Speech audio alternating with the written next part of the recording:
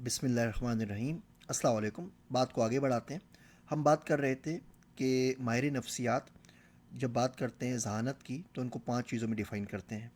Learning यानी कि सीखने का अमल, रीज़निंग यानी कि इस्तदलाल, प्रॉब्लम सॉल्विंग मसाइल का हल निकालना मनसूबाबंदी के ज़रिए, लैंग्वेज अपना माफिज ज़मीर किसी शख्स को समझाने की इस्तिताअत, नॉलेज फ़हम या इदराक। हम लर्निंग से बात शुरू करते हैं। Learning is about gaining information and sorting it and storing it in a structured format to be able to save and recall when needed. तो लर्निंग में हम ये करते हैं कि कोई चीज़ नई सीख रहे होते हैं तो उसको अपने दिमाग में महफूज कर रहे होते हैं ताकि जब उस चीज़ को इस्तेमाल करना हो, किसी चीज़ पे उसका इतलाक़ करना हो, तो उसको हम वो वापस याद करके उसका इतलाक़ कर सकें और उसका इस्तेमाल कर सकें। मिसाल के तौर पे अगर आपको कोई कहे कि ये चीज़ 25 सेल्सियस डिग्री सेल्सियस के ऊपर स्टोर करनी है, अब वो चीज़ लेके घर पर आते हैं, तो अब आपको अगर ये बात इन्फॉर्मेशन याद रहेगी कि उसको किस टेम्परेचर के अंदर स्टोर करना है, तो आप उसको सही तरीके से स्टोर कर सकते हैं।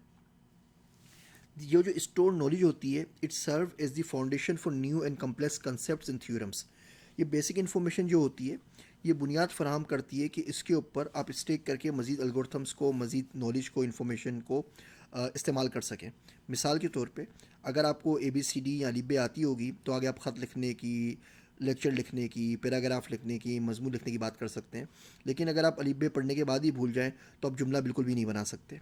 इसी तरीके से अगर आपको बेसिक अरिथमेटिक नहीं आएगी, मल्टीप्लिकेशन डिवीजन आपको नहीं आएगी, सब्ट्रैक्शन नहीं आएगी, तो हम आपसे एक्सपेक्ट नहीं कर सकते कि आप आगे जाके अकाउंटिंग के क्रेडिट डेबिट के तमाम हिसाब कर सकेंगे या कम्प्लेक्स या पेचीदा रियाजी के जो फार्मूले उनको हल कर सकेंगे।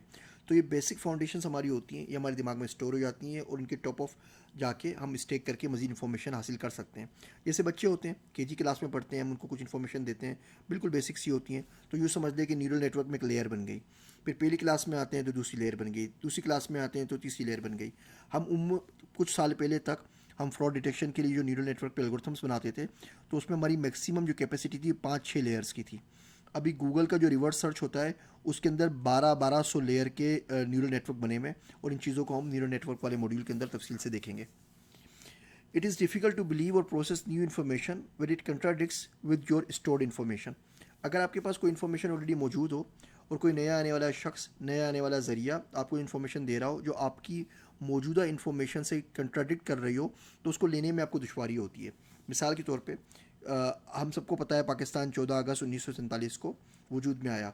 अब कोई शख्स अगर आके आपको बोलता है कि पाकिस्तान 21 सितंबर 1972 में बना था, तो अब ये इन्फॉर्मेशन एक्सेप्ट नहीं करेंगे, बिकॉज पहले से मौजूद जो इन्फॉर्मेशन आपके पास मौजूद है, ये नई इन्फॉर्मेशन इसको कंट्राडिक्ट कर रही है। अब आप उससे सबूत मांगेंगे, आप उससे बहस करेंगे, आप बोलेंगे जी मैंने तो ये पढ़ा है, मुझे तो ये बताया गया है, ये इनका कन्फ्लिक्ट आएगा। तो ये इन्फॉर्मेशन होती है ये किसी न किसी लड़ी में परोई हुई होती है, एक के ऊपर एक आती है और एक दूसरे के आपस में सिंक होती है, और फिर हमारा माइंड डिसाइड करता है कि कौन सी इन्फॉर्मेशन रखनी है और कौन सी इसको डिस्कार्ड करनी है। आप शहद की मक्खी का छत्ता देख लें, उसमें कितनी सिमेट्री होती है, या आप लेयर्ड आर्किटेक्चर की बात करें जिसमें एक के ऊपर दूसरी इन्फॉर्मेशन चलती चली आती है, उसी मदद से वो बिल्ड होती रहती है। जब हम लर्निंग की बात करते हैं स्पेशली AI के कॉन्टेक्स्ट के अंदर, तो इसकी 2 मेन टाइप्स होती हैं। एक तो होती है रूट लर्निंग।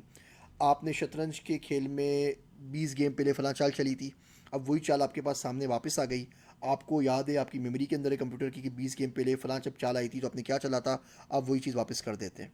आपके पास आप कोई वोकेबलरी का गेम खेल रहे हैं, जिस तरीके से बच्चों के गेम होते हैं जिसमें वो इंग्लिश वोकेबलरी के गेम्स में हिस्सा लेते हैं। अब आपने किसी स्पेलिंग वर्ड की स्पेलिंग बताई थी, वही वर्ड घूम के वापस आ गया, आप वापस बता देते हैं। हमारे एग्ज़ाम्स में इस तरीके से होता है, जब बच्चे पढ़ते हैं मैट्रिक के अंदर, इंटर के अंदर, तो 5 साल के हलशुदा पर्चा जात ले आते हैं, तो उनको पता था 5 साल में फ़िज़िक्स में ये तमाम सवाल आता हैं, वो उन्हीं को रट के चले जाते हैं, और जब वही सवाल वापस आता है उनका वो पैटर्न मैच हो जाता है, तो वो उसी चीज़ को वापस जाके वहाँ पर उगल कर वापस आ जाते हैं, बजाय इसके सीखने के कि इसका मतलब क्या है और सॉल्व कैसे होगा। जो रट्टा लगाया हुआ होता है वो आगे कर देते हैं। इसको हम रूट लर्निंग कहते हैं। दूसरी चीज़ होती है जनरलाइजेशन। इसका मतलब होता है when you are able to use previously use information to a new situation और इन अ डिफरेंट वे। मिसाल के तौर पे अगर आपने जंप पढ़ा है और आपको पता है कि अगर पास्ट टेंस बनाना हो तो ईडी का इजाफा कर दिया जाता है, तो रूट लर्निंग ये काम नहीं कर सकता, लेकिन जनरलाइजेशन क्या करेगा, पास्ट टेंस में डालने के लिए उसको जंप बना देगा। मिसाल के तौर पे आपने बोतल का ढक्कन खोलना सीखा है, और आपने जो बोतल का ढक्कन खोलना सीखा था वो सीखा था अपने मिल्क की बोतल का। अब आपके सामने एक सिमिलर ऐसी बोतल और आती है जिसमें कोक है, या जिसमें केरोसिन ऑयल है, या जिसमें पेट्रोल है, लेकिन ढक्कन अगर सिमिलर होगा तो आप सेम इन्फॉर्मेशन को यूज़ करके इसका ढक्कन भी खोल सकते हैं। आप इस बोतल का ढक्कन आपने ज़िंदगी में कभी नहीं खोला, या आपको किसी ने सिखाया, लेकिन क्योंकि आपको मेथड पता है, आपको तरीक़ाकार पता है कि ढक्कन को किस तरह घुमाना है, किस तरह प्रेशर देना है, कहाँ से प्रेस करना है, सीधे हाथ पे घुमाना है या एंटी क्लॉकवाइज घुमाना है, तो उसी तरीके से आप उसको कर सकते हैं। इस मेथड को हम जनरलाइजेशन कहते हैं, और एआई के अंदर ये एक बहुत ज़्यादा इंपॉर्टेंट मेथड है, जिसकी मदद से जब हम जनरल एआई की बात करते हैं, अभी शुरू में हमने जीपीटी की बात की, ये सारी सारी जनरलाइजेशन है कि एक तरीके से कंप्यूटर को सिखा दिया जाए कि प्रॉब्लम इस तरह सॉल्व होता है। उसके बाद वो प्रॉब्लम एग्नोस्टिक हो जाता है, जितनी भी प्रॉब्लम आते हैं तरह तरह के मुख्तलिफ डोमेन्स के, वो सेम टेक्नोलॉजीज़ को, सेम टेक्निक्स को यूज़ करके उस प्रॉब्लम को सॉल्व कर लेता है। अगली बात करते हैं डेफिनेशन के, जो इससे कि इंग्रेडिएंट्स की बात करते हैं। पहला लर्निंग हो गया, दूसरा रीजनिंग। रीजनिंग के ऊपर अगली वीडियो पे हम बात करते हैं।